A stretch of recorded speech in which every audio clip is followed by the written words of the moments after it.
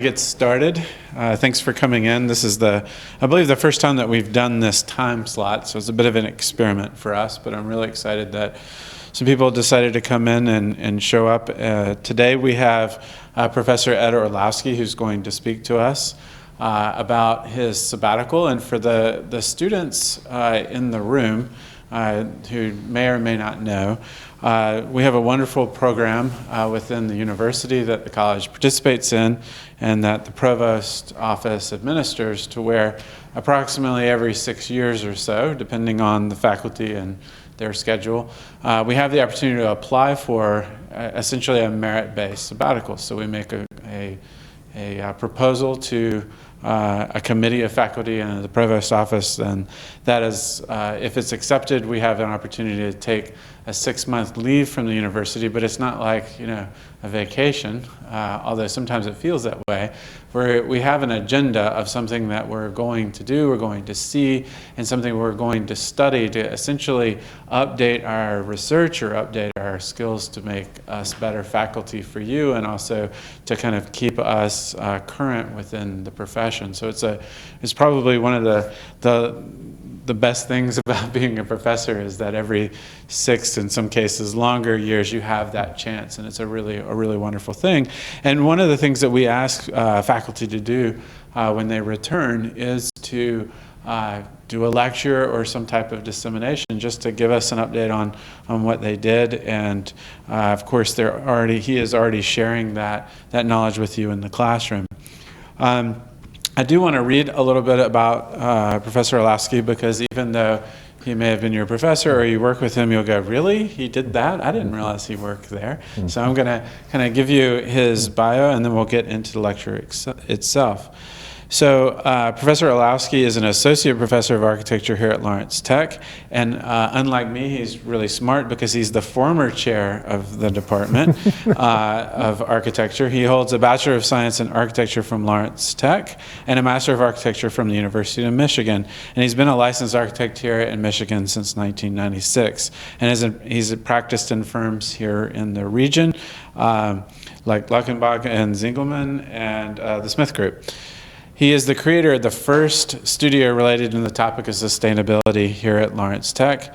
And he is the coordinator of the Integrated Design 5 studio, which I'm lucky enough to teach in with him. And he is a member of the American Institute of Architects, the CoAD Network, and Architects, Planners, and Designers for Social Responsibility.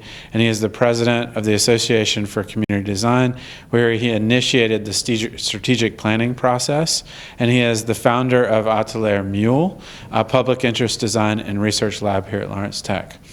On campus, he is the faculty advisor of the LTU chapter of Habitat for Humanity, and a lot of people outside of the college know him here as the faculty kind of fellow representative for Sigma Phi Epsilon fraternity. He has presented papers to numerous conferences, both in the United States and abroad, on sustainability and activist design paradigms. His chapter, House of Blues, The Shotgun and the Scarcity Culture in the Mississippi Delta, was published in the Ashgate book, Reading the Architecture of the Underprivileged Class. So with that, I'm really happy to introduce Professor Ed Orlowski. Thank you.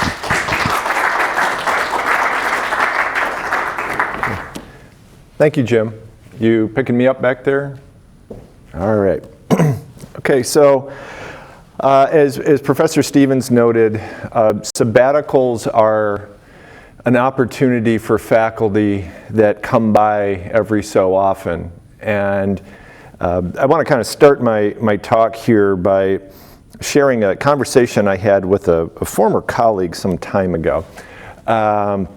And this is back when I was department chair, and he made the argument to me. He said, well, why should I be expected to do research or present research? I'm going on sabbatical.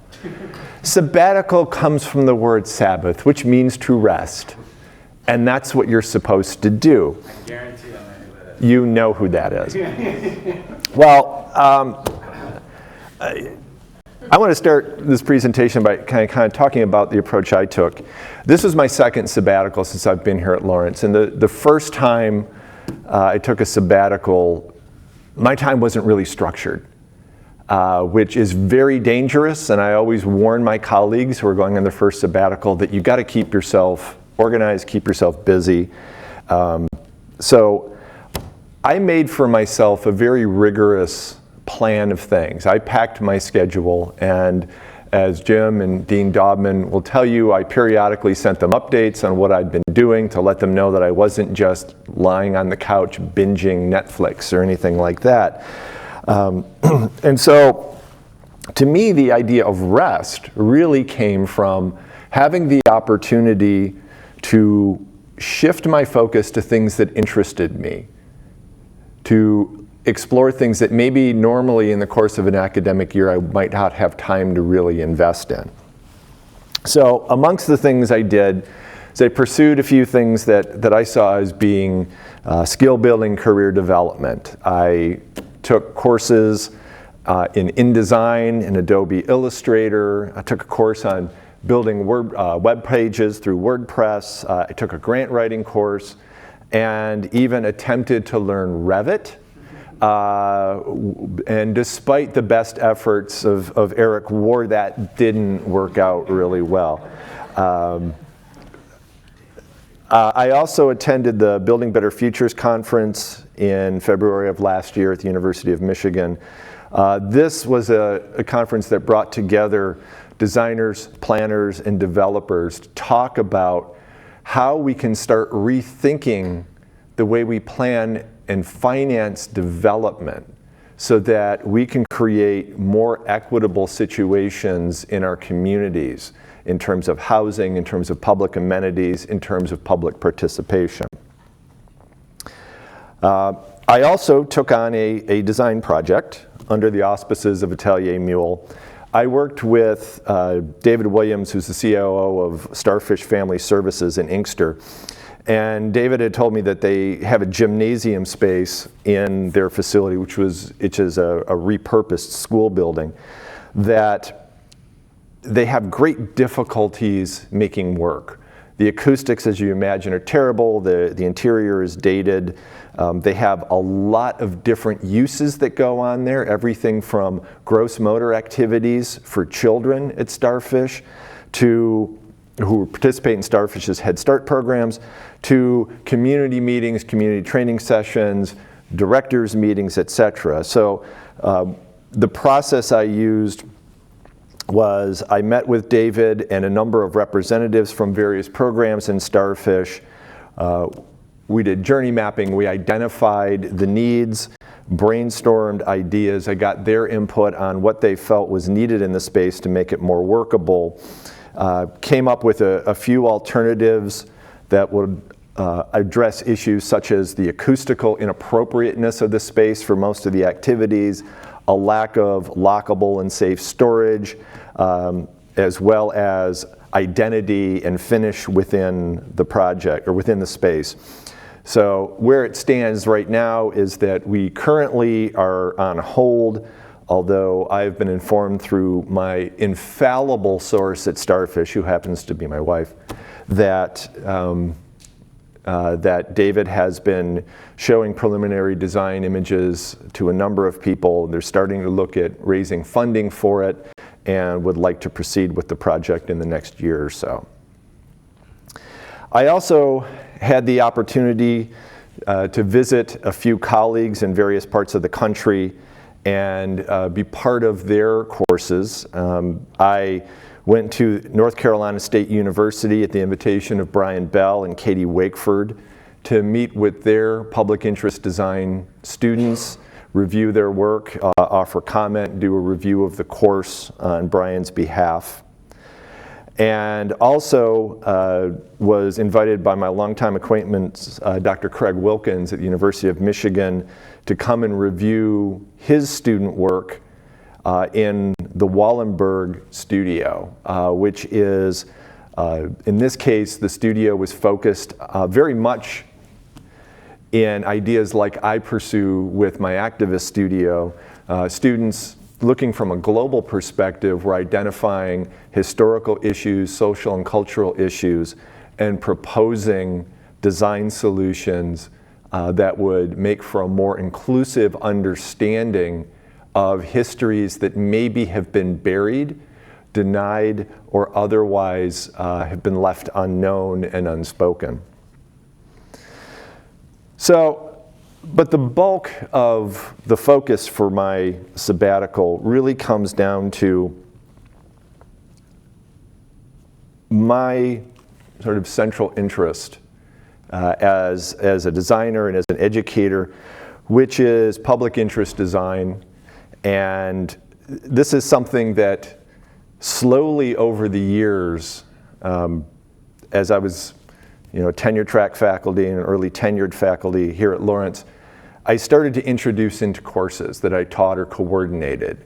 So occasionally I'd have, when I coordinated the sophomore studios, I'd have all the sections work on a facility that was intended to benefit Gilda's Club, which is a cancer support charity, which is based in Royal Oak, Michigan.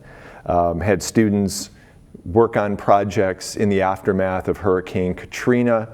Actually had a couple of students who placed in a competition and had their work exhibited at the Ogden Museum of Southern Art in New Orleans. And then in 2007, I kind of took a big leap for me, and I initiated what I now call the Activist Architecture and Design Studio. And in this studio, students identify issues that they have a great concern about, whether they're social, political, environmental. They find community partners who are working programmatically to address those issues, and together they identify needs, program a project, and then develop a response to see how design in a variety of forms can help advance the mission of their community partners. As I said, I have done this for 12 years, and it's been a constant learning process and a constant refining process. I've probably learned more than the students along the way about how to do these things. And so for me, this has really been the centerpiece of my work and my research. The idea of human-centered design and human engagement in design, to me, is crucially important. And I mean, robots are cool and all, but there are some things I just don't feel I should mess with. I'm just going to stay in my lane and focus on PID and human-centered design. And so what I did with my sabbatical research time was I sought examples of the manner in which other schools have created synergies between the efforts of students and faculty to create stronger ties to the community. And this allowed me, through reviewing centers and offices around the country, I could identify a set of best practices which could be vetted for their appropriateness here within the College of Architecture and Design. And so I started with actually a pretty long list of potential case studies. And through my first review of them, the most disappointing thing was how many of them, which as late as 4 or 5 years ago, had been in existence, had shut down, had just sort of gone away. So that pared my potential list of case studies down. And I created some criteria on what I was looking for. First of all, it had to be college or university based. It had to be something that was infrastructure that was created within the school to support these types of activities. I wanted to highlight cross-program or cross-disciplinary entities, those that might even reach out and bring together professors and students across different academic units. Didn't want to focus on a specific class, but a network of classes. Also, I didn't want to look at CDCs, which is short for Community Design Centers, because those sometimes often tend to function outside of the classroom, even if they are affiliated with the university. And not focusing strictly on a student organization, but on university infrastructures that maybe support student efforts in public interest design. And so this was the list that I ended up kind of working down to. And not all of these case studies are really relevant to our context here at Lawrence Tech. Some of them, for example, the Great Cities Institute at University of Illinois Chicago is huge. and has so many outside partners that they're really part of a much larger network. Others, for example, Engaged Cornell is actually, it grows out of a university-wide initiative and a university-wide priority to foreground community engagement. And Cornell is a very well-endowed university. They offer academic venture fund supplemental grants for faculty to pursue this work. Those range from $5,000 to $150,000. I'm not going to go to my dean and ask for $150,000. And so, with that in mind, for the purposes of this presentation today, I've focused on 3 case studies that I want to look at and I want to talk about, because I think that they're in different ways, things that we can learn from, and things that, approaches that are more appropriate to where we are as an institution and what kind of strengths we can leverage. So I'm going to start with the Center for Public Interest Design, which is based out of Portland State University. It was founded in 2013 and is directed by Todd Ferry and Sergio Pelleroni. Sergio Pelleroni, in the realm of public interest design, is a very significant thinker and practitioner. He was part of groundbreaking research funded by the La Trobe Foundation that really sort of identified public interest design and opportunities for both practicing and learning public interest design. I'm going to read you the stated mission of the center, which is to serve communities in need worldwide by researching and promoting design and building practices that are socially conscious, environmentally sustainable, and ecologically accessible to all, and by so doing, elevate the civic role of these professions as agents of change. A significant thing there is the recognition of what we call the triple bottom line. When we talk about sustainability, it's economy, ecology, and equity. This is all baked into their mission statement, and that kind of pops up later. They provide, this entity provides a variety of services, research, design, consulting, community engagement, both within the institution and in the larger community. The CPID also coordinates Portland State's graduate certificate in public interest design. Now, this is an 18 credit hour program, has course options from several disciplines with, again, the focus on that triple bottom line. You can take courses from social entrepreneurship to environmental sustainability, to creating collaborative communities. The certificate is anchored with a seminar in public interest design and culminates in a practicum on real-world public interest design project implementation. Also, every year, the CPID has what they call a Student Fellows Program, and it gives an outstanding student the opportunity for a leadership role in an active CPID project under the guidance of one of its faculty fellows or professional collaborators. The staff of the CPID is kind of small. There are 2 directors, Sergio and Todd, and 2 full-time team members.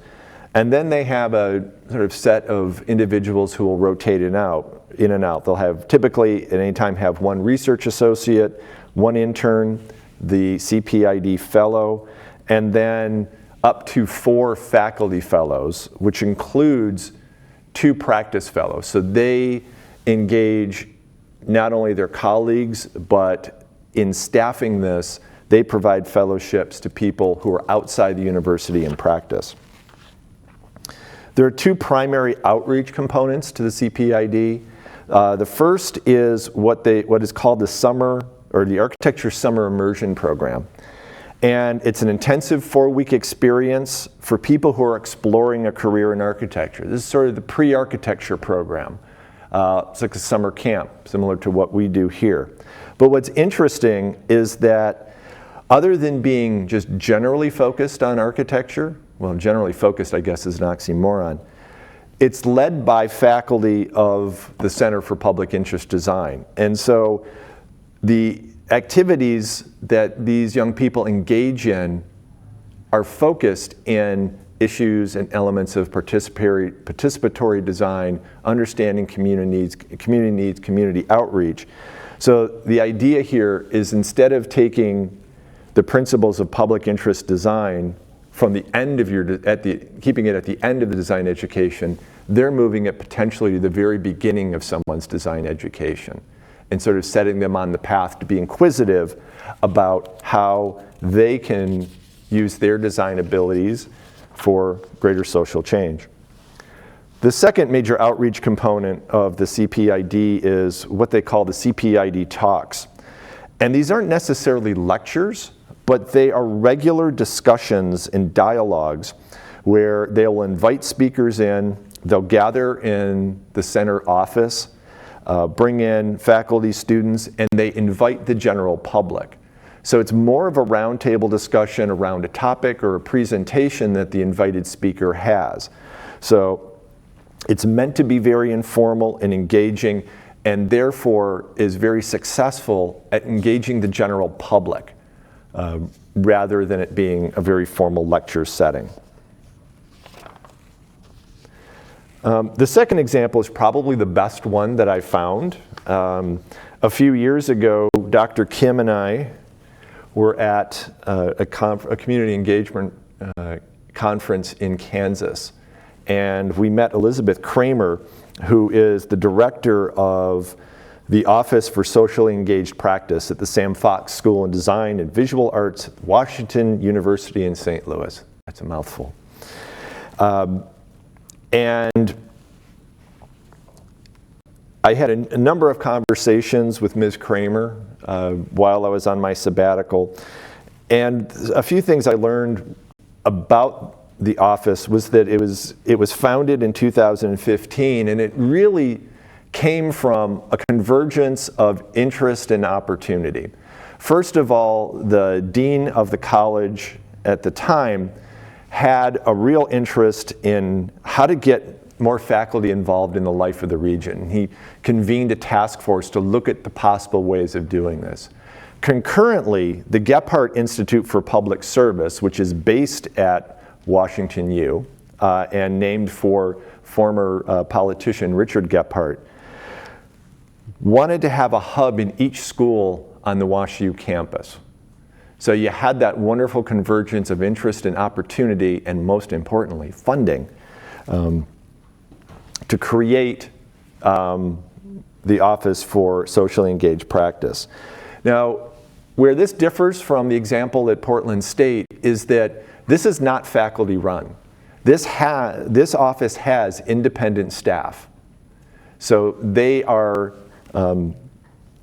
report directly to the dean of the college, but they have the ability to kind of run independently of classroom responsibilities or other things that faculty continually work through.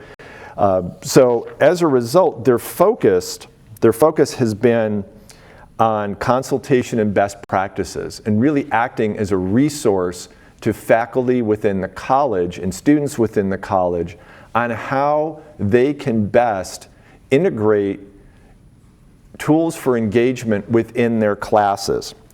And they've created a number of resources to support both the faculty who are doing PID work as well as the community partners or potential community partners.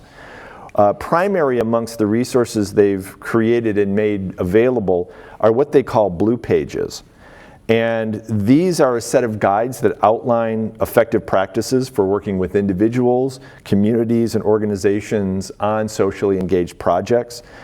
These guides cover everything from identifying strong community partners, writing course agreements, acquiring funding, and archiving course and research outputs.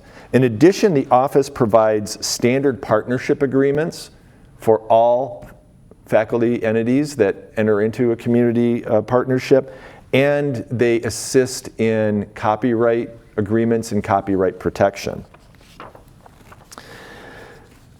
Utilizing a community request form, the office gets about 50 to 80 requests a year for design assistance. And they have created an online portal that's managed and is used to vet potential community partners. And they'll ask things about what are the goals of the project, who's the relative community, how can you verify this project is really of benefit to the community, what resources do you plan to use, do you have funding, what deliverables do you expect, what is the timeline, what skills are necessary on the end of Sam Fox School to assist in this project. And Ms. Kramer said that some are really easy to redirect to specific faculty who are interested in taking on a project, but others are a bit more complicated. And so she also had noted, ironically, that there are no core classes at WashU that are focused on socially engaged design, community engaged design. They deal primarily with instructors who are pursuing courses as electives. And for those requests that can't be directed to a faculty member, the office has created a Projects and Gateway site for faculty and students who are looking for volunteer opportunities. So they maintain this portal to kind of put the word out to their community that there are those out there who are in need of design assistance. This gateway is linked to a monthly e-newsletter that Sam Fox School puts out through OSEP. And this organizes and reports on activity within the school, across the campus, throughout St. Louis, and even nationwide. Another opportunity to connect partners to design assistance is through what's called City Studio St. Louis, which has supported a series of community engagement and outreach projects in the city of St. Louis over the past several years. And it allows students and faculty to work collaboratively with local community groups to conceive, plan, design, and ultimately construct publicly minded projects.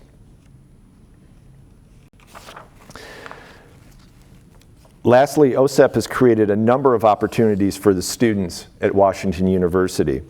They run what they call Social Hour. It's an informal, collaborative space for students to get together and talk about the intersections of design, creative practice, social engagement, and social life over a shared meal. About twice a semester they do this.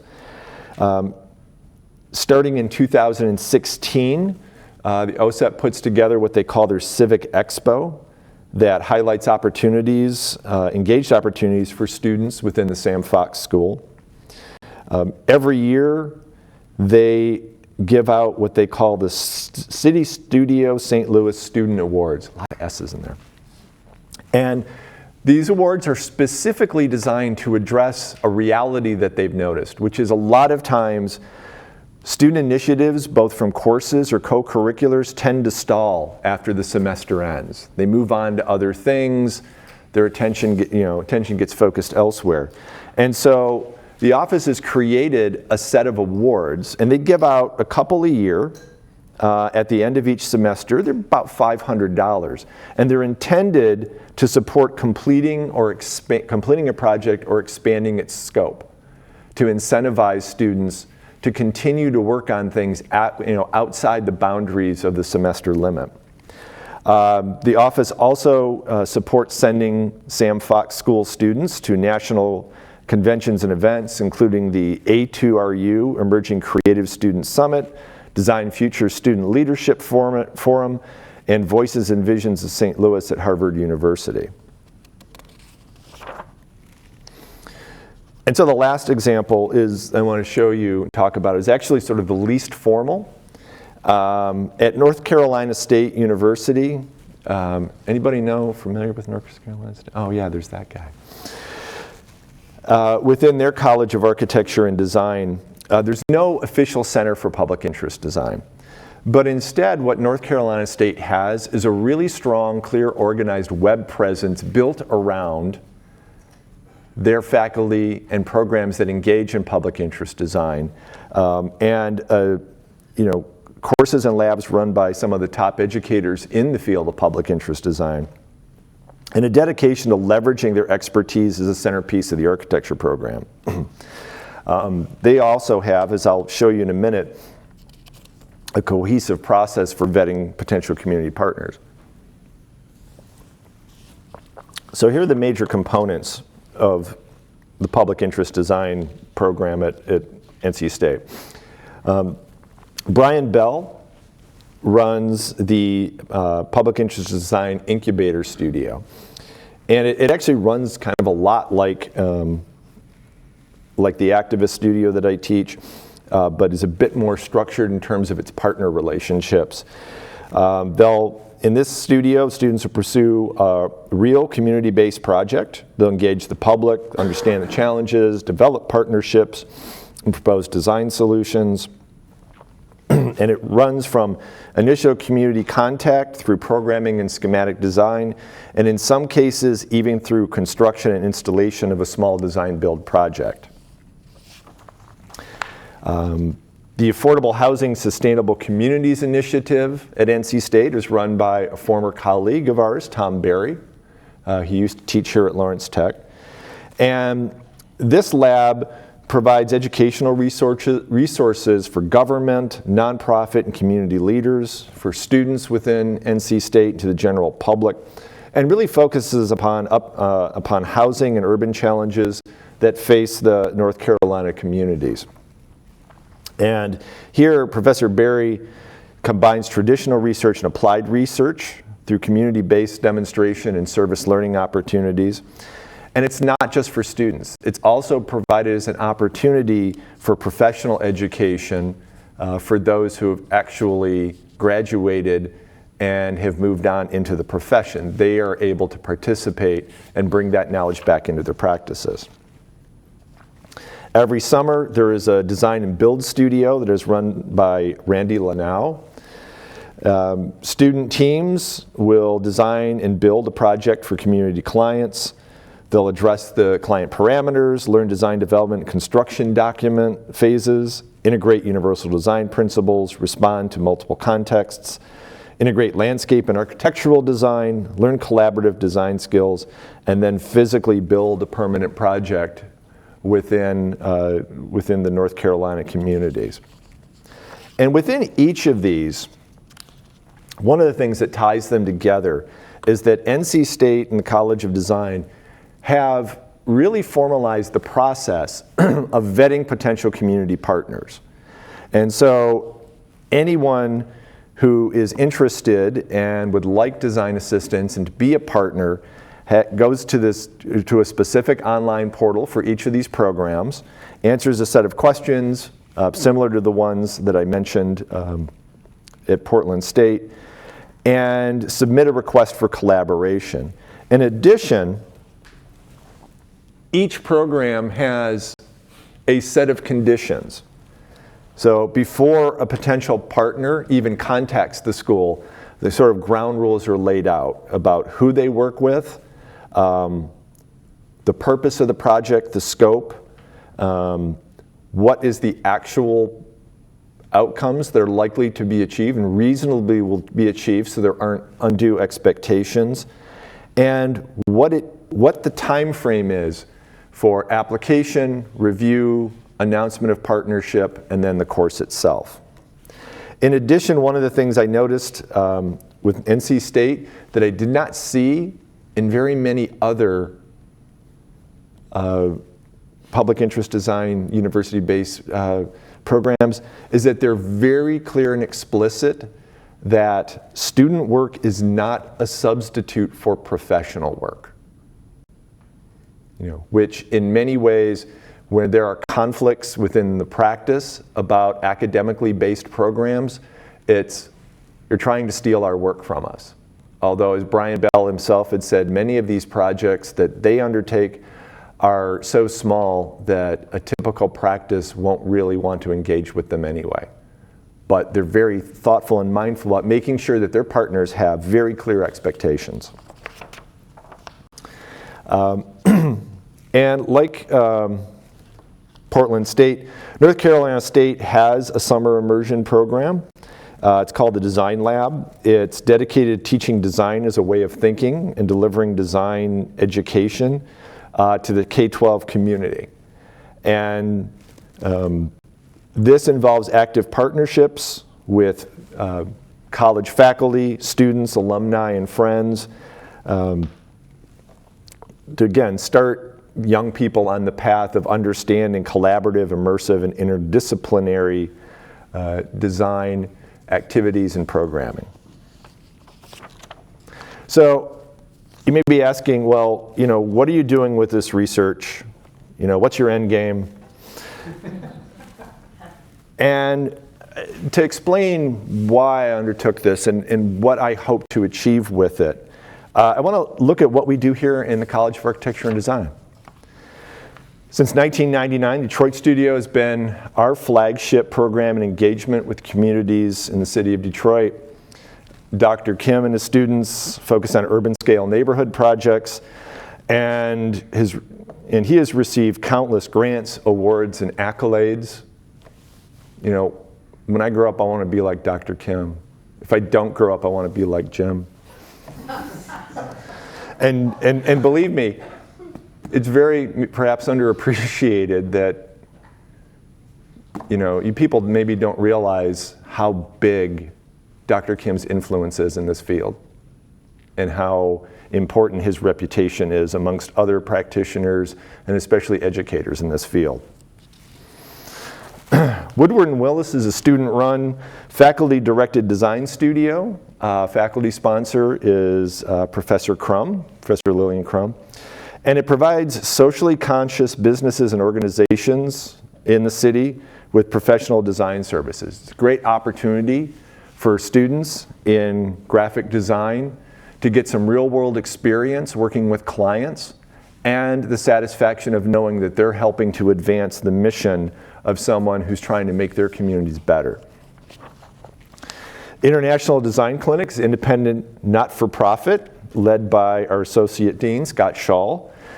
He, every year, back again this year, a short hiatus, but he's back. He gathers a team of volunteers to take on creative work in communities in need all over the world, places such as Bolivia, India, and most recently South Africa. Some of you may have seen the photos in our galleries out across from the elevator of his latest work. Members of our American Institute of Architecture Students chapter regularly participate in projects through the organization's Freedom by Design initiative, providing design assistance for people who have differing needs, including mobility.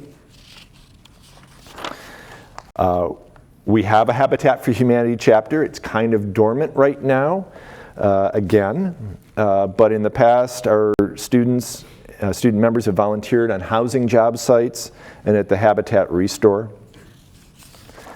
As I mentioned, the Activist Studio, over 130 students over the years have participated in it. And the studio is featured in a chapter in the Public Interest Design Education Guidebook. I think this is the only copy on campus, by the way. We have a very active chapter of the National Organization of Minority Architecture Students. And our student chapter has placed in or won the organization's Barbara G. Laurie Student Design Competition, which poses challenges about identity, equity, and ethics within the built environment. Integrated Design 5 is a core architecture studio taught by Jim Stevens, Jason Yam, with myself as the lab instructor. And in this course, we've adopted rural community partners to give students experience in identifying community needs and developing skills within community engagement. And since it opened in, I believe, 2016, is that correct, Carl? DCDT? 15? Okay, thank you. The DCDT has been that sort of outward-facing arm of the college in the city of Detroit, and I think it still has untapped potential for expanded civic engagement or to serve as a hub for civic engagement. And I'm sure I'm missing a number of things that my colleagues have been doing. But I think it's obvious that we have a lot of talent and a lot of success in this arena, but we haven't maybe leveraged it as well as we could. Outside awareness of our collective efforts in PID is perhaps limited. In fact, I was in a meeting in the fall semester where, one of the members of the university's upper administration noted this and said, that doesn't really seem to be promoted as well as it could be. And it's not just outside of the institution. I spoke with a few colleagues during my sabbatical, people who actually do engage in this kind of work. And there was a sense that we knew there was a lot going on, but we're doing it in isolation from one another. You had one say that, well, we're each doing a different thing, but I don't know the details of what everyone else is doing. Another colleague said that on a scale of 1 to 5, that their knowledge of the work of others was maybe 2 out of a 5-point scale. I feel I have maybe surface level awareness. So we're not even necessarily talking to each other as well as we should.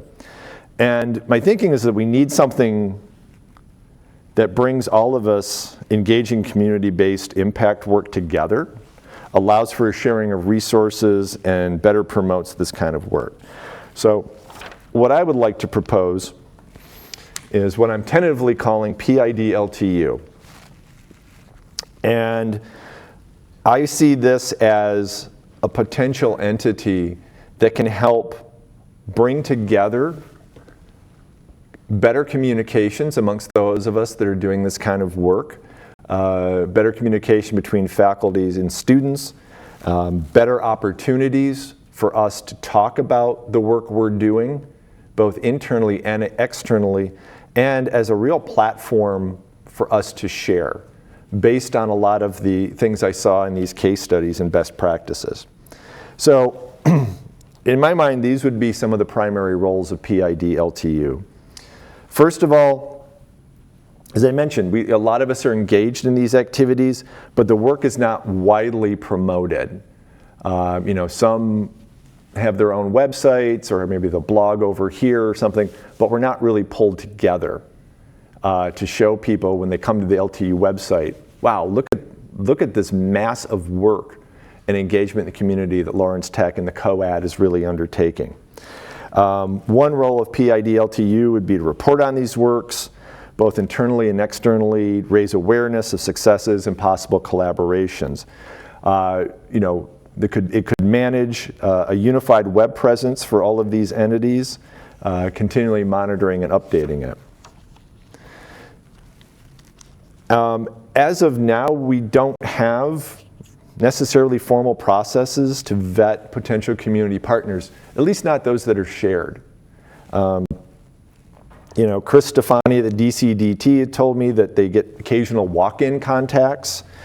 And Chris does his best to ask for a written proposal of their work in an in-person meeting so that he can best try to direct them to somebody who could be of assistance or a program that could be assistance. Dr. Kim had told me he gets about 6 to 7 partner requests each semester, but of course he can only take one on. So he has to be very careful about who he selects to work with and feels he has to leave a few people disappointed. And then other requests get sort of passed along word of mouth. Dean Dobman gets an email. I run into somebody. A former student contacts me and said, this person needs this. And we try to send things to one another, but there's no real control of this. And we have no way of kind of assessing which partnership opportunities are really going to be most mutually beneficial. So having a standard method to accept, vet, and direct partner requests could make us more efficient in this area.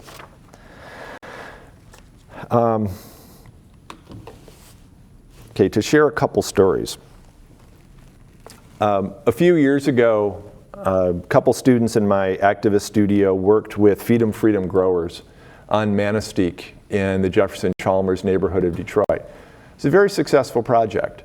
And was implemented. They helped with master planning of garden space for the nonprofit, built a tool shed, and helped them really look at their grounds and how they could maximize it. Unfortunately, I wasn't really able to maintain contact with Wayne Curtis and Myrtle Thompson, And just recently, a Knight Arts grant was given to them and the Center for Creative Studies. So there's a partnership that kind of slipped away. Also, a couple years ago, a few of my students worked with Mama Shu, who is the director of the Avalon Village Neighborhood Initiative in Highland Park. And also, about a year or so later, I saw a notice that a few students, I don't know if they were doing it under the auspices of a class or or through Freedom by Design, were also working with Mama Shu. There's that potential leverage there of a strong partnership, because we're not communicating with one another, we haven't really cultivated. Last semester, Professor Coy's Graphic Design 3 class worked with Operation Refuge in Inkster. They proposed ideas for a branding package for the nonprofit and actually went out and painted a mural on one of their buildings. And I know that that Velma Johnson, who is the executive director of Operation Refuge, has even more work that she needs design assistance on. She has big ambitions. And so, hopefully I'll be able to help direct her to my colleagues in architecture or interior design so that we can, continue to build these relationships. And maintaining regular contact with partners is something that perhaps PID LTU could do. We could follow up on our efforts and build lasting relationships that will enhance our reputation and reap extended benefits to our partners, including promotion of their missions and broader public and financial support. One of the things that I've seen in some of my research about what makes service learning programs really strong is sustained relationships, where partners and institutions continue to work with one another, report back to one another, and really develop a long-lasting dialogue. So another thing that PID LTU could do would be to provide instructor and student training in practices around public interest design. I'm really grateful for the time that Elizabeth Kramer was able to give me while I was on my sabbatical. We had a number of conversations. And she was also very frank about some things. We'd talk back and forth, and I'd tell her about what Dr. Kim was doing, what we're doing at the Activist Studio, and a few other things. And at one point she paused and she said, I don't see our faculty really rolling these paradigms into the pedagogy of their courses the way you do at Lawrence Tech. And she said that often somebody's like, oh, I've got this great digital fabrication studio or landscape studio. I'll just get a community client and we'll do the same type of course, but we'll layer on the fact that we have a client or a partner. Whereas I think that there are a number of us here in the college that really do, when we pursue this, we make that part of the educational process. That's a learning objective for the course. It's baked into what the course is all about. It's not just a seasoning that gets thrown on top. And I've had the experience when I've presented at various conferences about the Activist Studio that people will come up to me and say, I've never seen anything like that, or how do you do this? How do you get this sort of result? How do you set up this kind of relationship? And what this tells me is that we're very successful in this line of work, and collectively, faculty and students, we have a great deal of experience, tools, and resources that we utilize that we could share more freely. And some of the things I would ask is, why couldn't we collect this knowledge, promote our expertise more broadly, both inside and outside the university? Could we maybe create webinars to share what we've learned? Maybe assemble starter kits for colleagues who want to move into this kind of work but aren't sure where to start and how to bring it into their curriculum. Could we do focused teach-ins with students, or maybe even package some of our course models and teach them at other institutions? As we become more and more online, could we then reach out and show others how to teach this type of work, or actually do the teaching there through a cooperative relationship? And then I think one of the other things that PID LTU could do is to sponsor something like an annual exhibit, and maybe an annual lecture, as a means of demonstrating the range of PID work across our programs. Maybe we have an annual celebration that we pull together examples of the work that our students are doing in the Detroit studio, the Activist studio, through our graphic design programs, interior design programs, maybe eventually industrial design. As students reach out and say we can solve real world problems that aren't necessarily just commercial based, but also human centric. Having an annual exhibition and discussion could be an opportunity to share our work, strengthen our external networks, introduce ourselves to potential partners, again, build stronger networks. I could also see PID LTU funding and sponsoring a speaker every year in our CoAD lecture series, dedicated to public interest design, participatory practices, the tricky problems. People who are leaders in these fields, who are working in Detroit and elsewhere. And there's a few other significant roles I think this entity could play.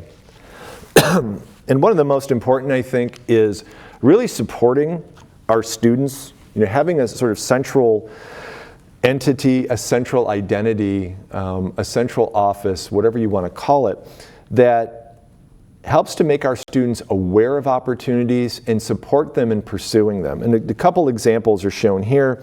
The Design Futures Student Leadership Forum it's a 5-day intense interdisciplinary get-together. Students and faculty and industry leaders who represent thought leadership and community-driven and engaged design gather, go through workshops, take on projects. In essence, it's a passing of the torch. It's helping develop future leaders within this field. Member universities can send 5 students and 1 faculty member to the forum each year. The Enterprise Rose Architectural Fellowship, it partners emerging architectural designers and socially engaged art and cultural practitioners with local community development organizations. So it's a 2-year fellowship. Recipient of the Rose Fellowship receives salary and benefits, annual networking and training retreats, on-the-ground training and community development, and a professional development stipend. In my research, I have yet to find an LTU alum who has received one of these fellowships. So there's an opportunity that we have not been able to get our students to enjoy. Challenge Detroit is a leadership and professional development program that invites approximately 30 young people annually to live, work, play, give, and lead in and around the greater Detroit area for 1 year. What they do is they partner a young designer with a local corporate or nonprofit organization, and together they collaboratively work towards some sort of projects for the betterment of communities in Detroit. My research, like I said, there's about 30 of these partnerships that Challenge Detroit makes in a year. I have found 3 Lawrence Tech alums who have received one of these. And I've had a conversation with Paulette Buffer from Challenge Detroit, and they're very eager to see greater participation by Lawrence Tech students and alums. And I think that one of the things that PID LTU could do would be to maintain an updated calendar of student opportunities such as these, and provide coaching and mentoring for fellowship applicants to strengthen their possibilities to be able to pursue these opportunities, and again, get the good work of our students moved outside of the bounds of the school and recognized into the larger practicing community. The last thing that I've included on this slide is Design for America. It's really kind of an ideas incubator and a community. And what DFA does is supports and mentors students in faculty-led studios within frameworks of design research. They offer ongoing advice, on-ground connections, and access to leaders in the PID field. They sort of coach you to create a studio. I'm kind of on the fence on whether Design for America is something we really would need to participate in, because a lot of us are really doing these sort of things internally and don't necessarily need that, but it is a nationally recognized initiative. PID LTU can strengthen the interface with outside organizations as well by giving us sort of a common face to put out to various organizations. Professor Walker has mentioned me, desire to partner with Interior Designers Coalition for Change. She's just in the process of starting to have conversations with them about how the interiors program at Lawrence and the ID CFC can be mutually supportive. As Professor Stevens mentioned, I'm a past president of the Association for Community Design. We did have at that time an institutional membership. I believe it's lapsed. But if we were to re-up with ACD, that would provide access to best practices and an extended national network of practitioners and educators.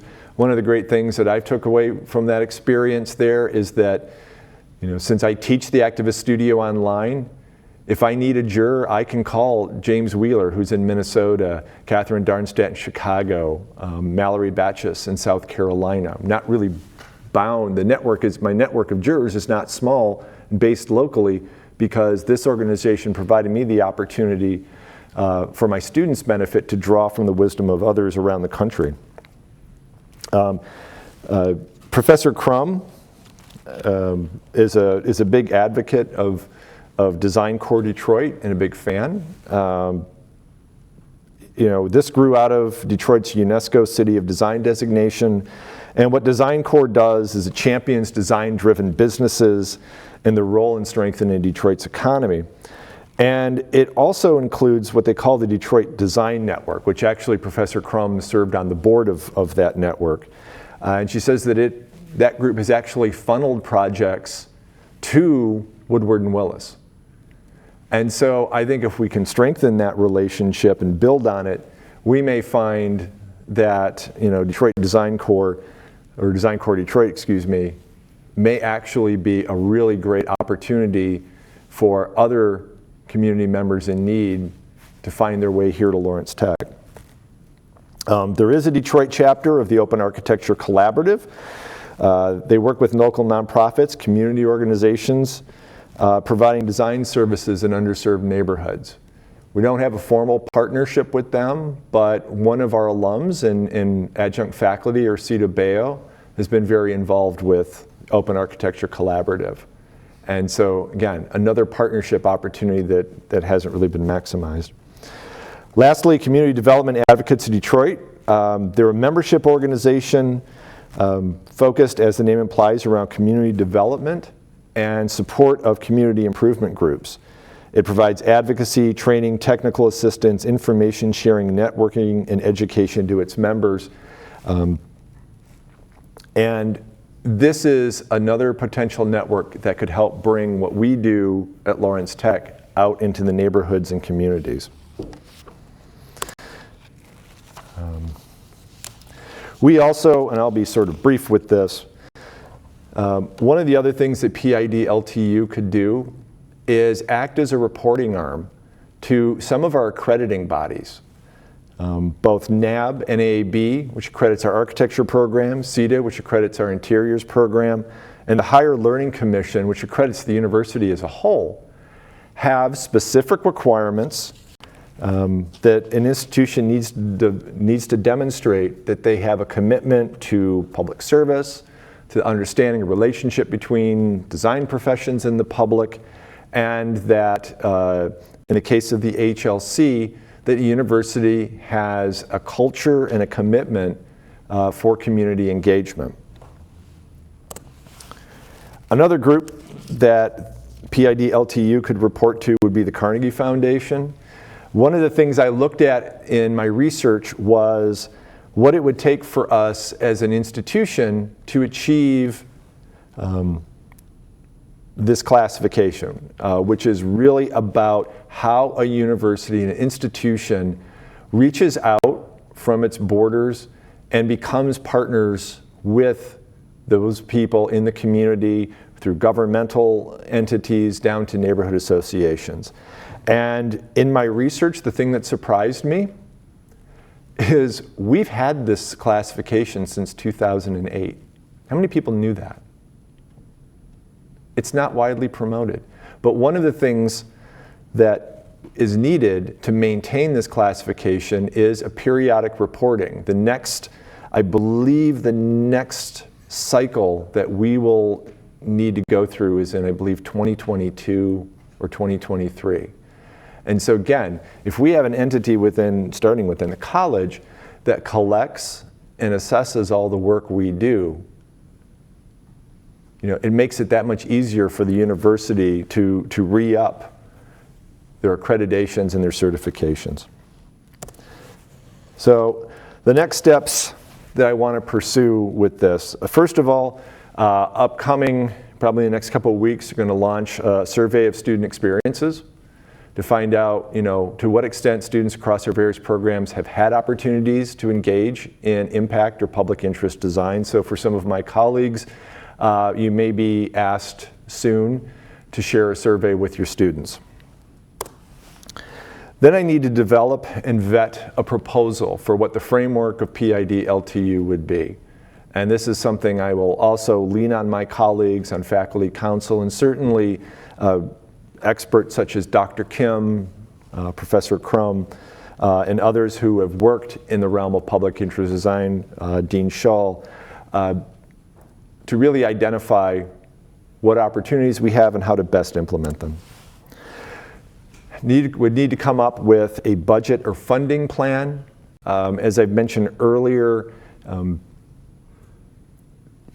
Cornell throws a lot of money at things. We are more, I'm not saying they're irresponsible, but we really try to be very responsible with our budgets and funding here in the college. So one of the things that I would aim for is that this entity could be completely self-sustaining financially. It would probably require maybe a little release time from a faculty member, maybe a graduate student assistant who could help manage some of these steps and promote things, run the website. But one of the things that I think would make this viable would be to be able to fund it independently without having to ask the university or the college for funding. And then lastly, set a target for implementation. And it may be gradual, it may be all at once. A lot of that will be determined as the proposal is reviewed and vetted by my colleagues in the college administration. And so to leave you, first of all, I want to take the opportunity to promote our next lecture, which will be, I think, next Thursday. Simon Altair, our Pellerin Fellow and alum of the Activist Studio, will be speaking.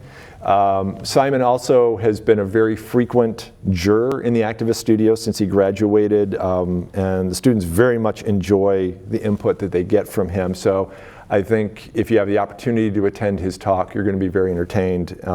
He's very insightful. But when I talk about the creation of an entity like this, there are certain things that are needed. And in their paper, What Influences the Long-Term Sustainability of Service Learning, Amanda Vogel, Serena Seifer, and Cheryl Gelman, they identify sort of 7 things that long-standing service learning programs at universities have. First of all, integration into required courses. We do that. Centrally coordinated by a director. Not quite there yet. They tend to feature a service learning or civic engagement center. Well, that's what I'm proposing with PID-LTU. Dedicated funding or release time. Part of the things I have to investigate. Support in the institutional mission. I think achievement of the Carnegie classification shows at Lawrence Tech, there's interest in this and dedication to it. And certainly many of us within the college have had that opportunity. Number 6, inclusion of a steering committee. And number 7, recognition of service learning and tenure and promotion to encourage faculty members and more faculty members to engage in this kind of work. But in closing, I want to say I would add a second or an 8th one, and that's students. And that's students who are really engaged and interested. And this is actually every year when the activist studio was taught on ground, at the end of the semester I take a photo of the group. And this is my favorite one of all of them. You know, it's having had this opportunity to do this kind of work with students, I've seen just how much joy they get out of it, how much satisfaction. And it's shown to me because so many of them, like Simon, let's see, in this photo, Simon,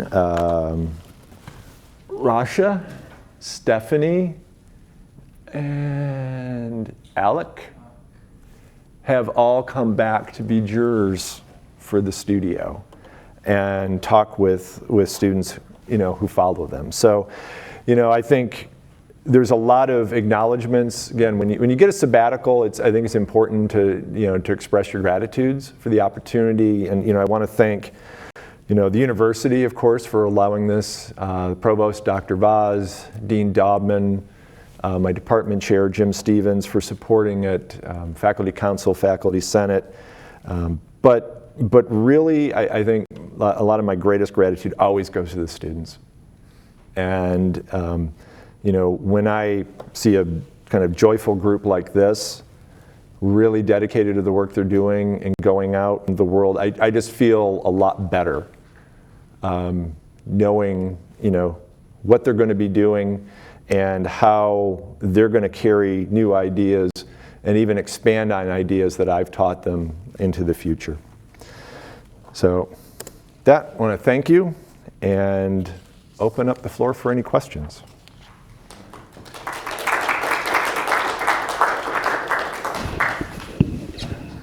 You have any questions? All right. Yep, Steve. Hang on, Steve. I gotta get it for the recording.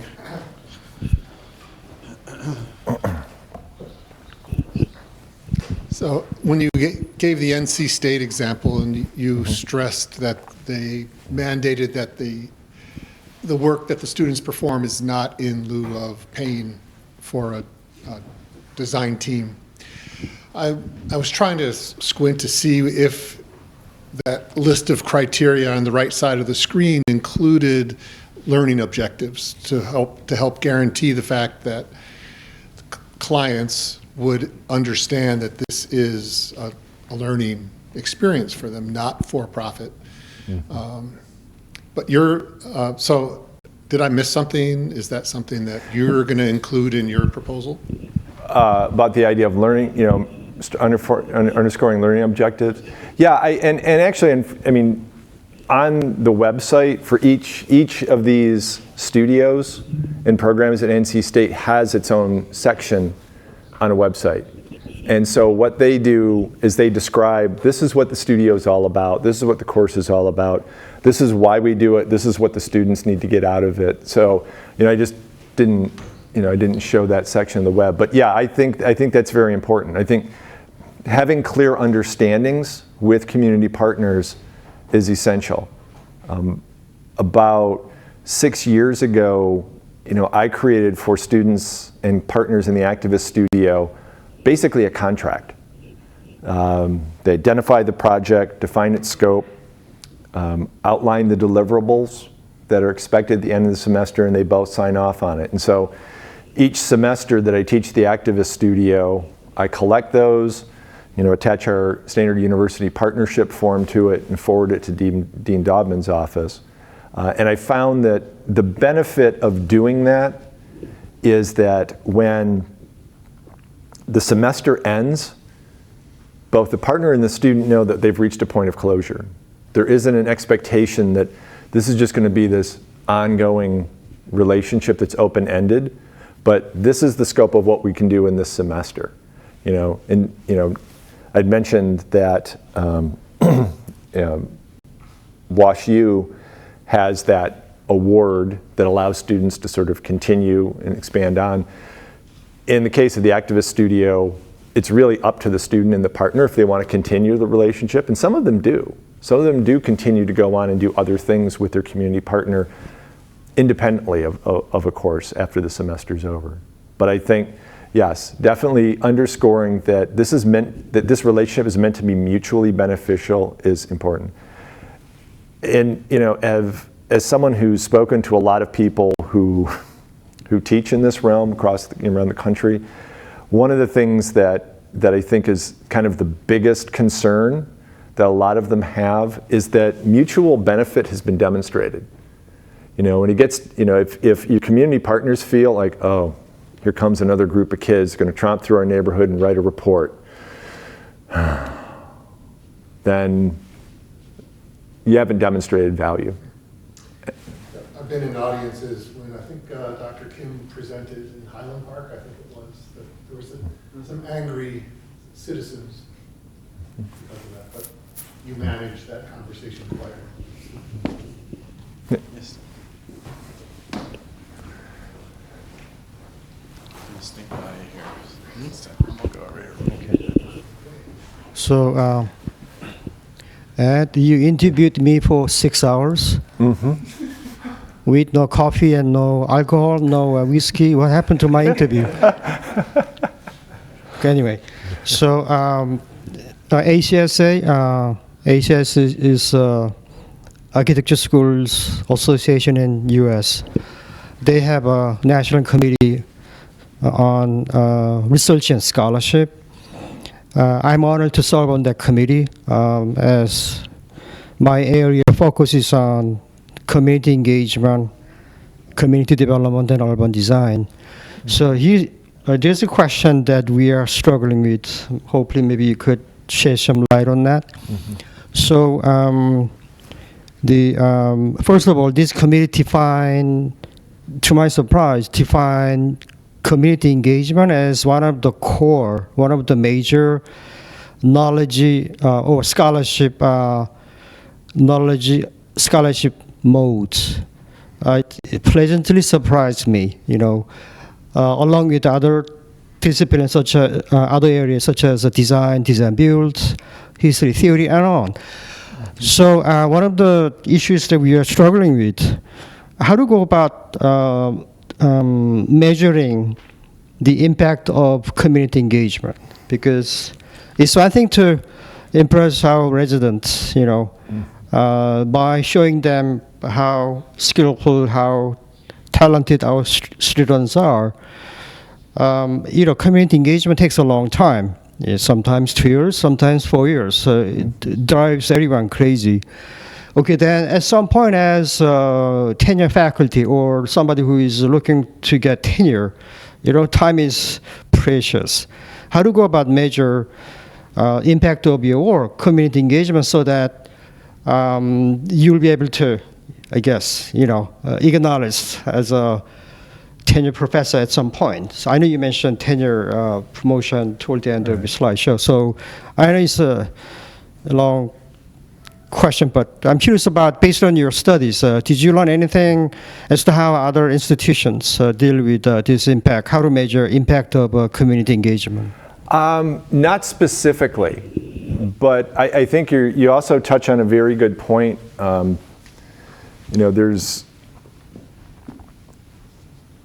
got a stack of papers on my desk to read through, and I'm surprised at how many I've seen are really start to ask the question about, how do we better support this type of work as part of a faculty member's tenure and promotion package.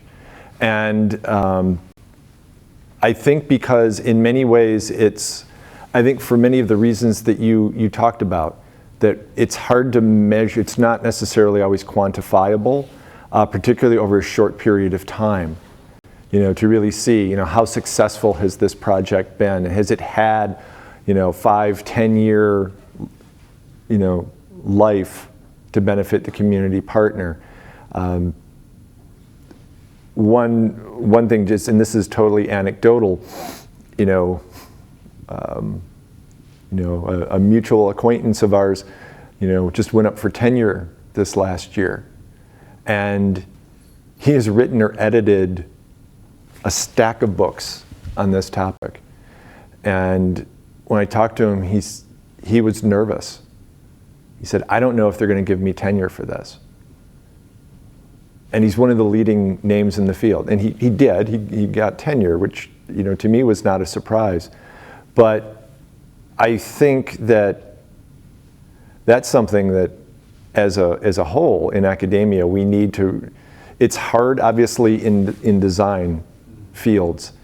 We're in the process now of looking at the faculty workload requirements or proposal by the provost, and her desire to increase the amount of research and scholarship that the faculty do. But again, like you and I, we have to look at Jim and say, does this qualify as research? But if we went over to the College of Engineering, they'd probably shake their heads and say no. So, we tend to deal in things that are mostly qualitative rather than quantitative. And I think that's probably the most challenging thing that this committee is going to face, is the fact that our measurements are not going to be statistical so much as they are experiential and anecdotal. And this is where I think maybe one possibility is, to look at the CEED process and the CEED certification process of, assessing how well community engagement has become part of the implementation of a project, with also the addition of a follow-up to say, have the objectives that were defined by the partner been met within, a 2-year, 5-year span, or if they needed to adapt it or kind of walked away from the project. Probably a long, it was a long question, even longer answer. I don't know if I actually answered it though. Sandy is a good example. Yeah, thank you. So, as I was looking through the slides, it popped into my mind the question about representation. And so I was wondering if in the course of your conversations with your colleagues, if you touched at all on like making sure that the students that are involved are, sort of a broad array of students, do they think about that? Do they address that? And then how that works in terms of working with your community partners, sort of making sure that the students that are representing the university or the college are, reflecting the people that are in the community that you're working with. Yeah, I mean, that can be a challenge based upon the demographics of an institution. I think if you look around, for instance, at our student population here in the CoAD, I mean, we're not as diverse as other schools may be demographically. And so I think that does become a challenge in working with communities, because one of the things that I often stress with the students in the activist studio and some of the other courses I teach is about the idea of empathy. And really, I just have a chapter coming up in another book that talks about empathy as a designer and what you need to engage in this kind of work. And it's really important to make the distinction between empathy and sympathy. Sympathy is, oh, this is terrible, I feel bad for you. Empathy is, I have some understanding of what your experience is, usually through your guidance. And I think that's important. I know my wife works for a human services nonprofit. She works for Starfish. And she and I have these conversations a lot about, people that, communities that my students, that Dr. Kim's students work with, demographically, economically, their experience is very different from theirs. Just like my wife, the families that Starfish serves, their experience are very different than hers. And she's like the communications director. So she has to get their stories out. And I think one of the important things, yes, if we had great demographic matches, you would think that would make it easier. But to me, I think one of the real benefits for students who engage in community design or public interest design is that they have to confront their own privilege. They have to confront their experience versus someone else's experience, and acknowledge that everyone is expert of their own experience. And so the partnership between, for instance, in the activist studio, the students and the community partner isn't really about the designer telling the community partner, well, this is what we're going to do and this is how we're going to do it, but rather saying, okay, I'm bringing this experience, you're bringing this experience. How are they mutually supportive? How does what I know how to do help you get where you want to go? And I think it's, I think if students only work with people who share their background, then they're not getting a full education experience. The work that Dean Schalt does in the National Design Clinic, his volunteers, some of which are, alums, maybe you've had some students within the past, they're going to places that don't necessarily even have a common language, let alone a common experience. And so I think that's part of the educational value. Again, a long answer. I don't know if I actually answered your question. Okay, thank you. So I guess we're getting busted in on by students who are probably coming for a class. I will say as chair, I'm the recipient of not the really great emails that Dr. Kim gets, but I get the ones of, hi, I just bought a $3 million lot on the lake, and there's a 6,000 square foot house that I thought that your students would really benefit from volunteering to design.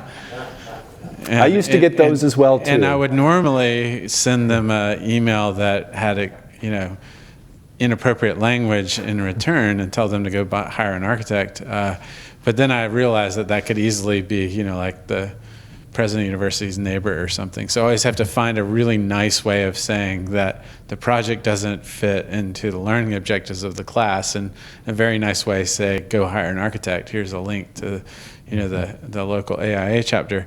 But I think the vetting process would allow me to say, here, just go fill out this form, and the form would be such that they could just never fill it out correctly. That would automatically, pick this, pick that. You automatically get redirected to the AIA's website, or something like that, and would remove. But I think it's a really smart way, and also making sure as chair that the projects that come in get pointed to the right people as well. Because sometimes it is like, I guess we'll just do it 95, but we didn't really think through that maybe someone else's work is more appropriate for it. So I appreciate it. This has been great, Ed, and thank you very much. Thanks for coming.